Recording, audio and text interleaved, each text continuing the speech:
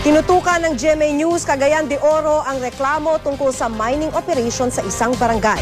Napipinsala na raw ng pagmimina ang lugar at ang ilog doon. Sa gitna ng paggawa ng istoryang ito, binantaan ng isang lokal na opisyal ang GMA News team. Makibalita tayo kay Nef Lukson ng GMA Cagayan de Oro. Pinuntahan ng GMA News ang Ipunan River sa Barangay Tuburan dahil sa reklamo ng ilang residenteng may nagmimina raw ng ginto roon. Nangangamba rin sila sa pwedeng maging sakuna dahil dito.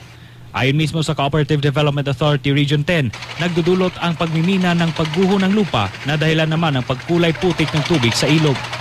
Nitong Disyembre, lumala ang mga landslide sa lugar dahil sa pananalasa ng bagyong Sendong. Naapektuhan ang ilang sityo. As you can see, totally devastated the irrigation project because of silts coming from the mountains brought about by hydraulic mining. So that this particular activity, illegal as it is, has destroyed a government project, that's irrigation, that's food security, and also has devastated marine and fishery resources. How shameless could they be? Nadaanan namin ang isang malaking barge na nagkwakwari ng amargaha o sand and gravel. Nasa gitna ito ng ilog, halos nakaharang sa dinadaluyan ng tubig. Kwento ng mga residente, isang taong kilala sa pangalang Mr. Ang may-ari nito. Kinumpirma mismo ng Mayor's Office na may permit nga ito pero for sand and gravel operations lang. Hinala na ilang residente, ginto at hindi buhangin ang punteriya ng operasyon.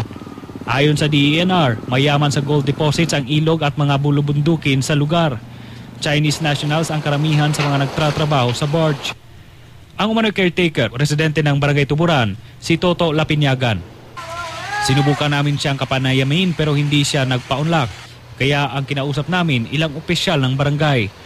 Itunuro ni Kagawad Roy Yanez ang katabing barangay Taglimaw na nakakaalam umano sa pagkuha ng buhangin at bato. Wala, konti mo matulain. Ipinaliwanag ng aming team sa barangay officials na hangarin naming maghanap ng impormasyon hinggil sa mga epekto ng pagmimina sa lugar. Nais din naming alamin ang mga napinsala ng bagyong Sendong. Lagi wala, lagi labot, pero dapat i-explain ninyo. Kailangan manggod ng impression na sa inyong area nagkuhan niya, dili dahil inyong i-disown para malikay mo sa kuhan. Dili ka nang magsuko-suko sa mana. Kakalakaw mo!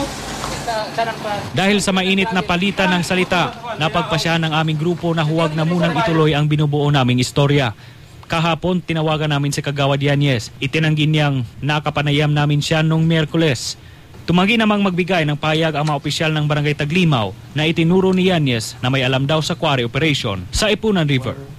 Nef Lukson, Nagbabalita, Pilipinas. Kinundi na ng National Union of Journalists of the Philippines o NUJP Cagayan de Oro Chapter ang insidente.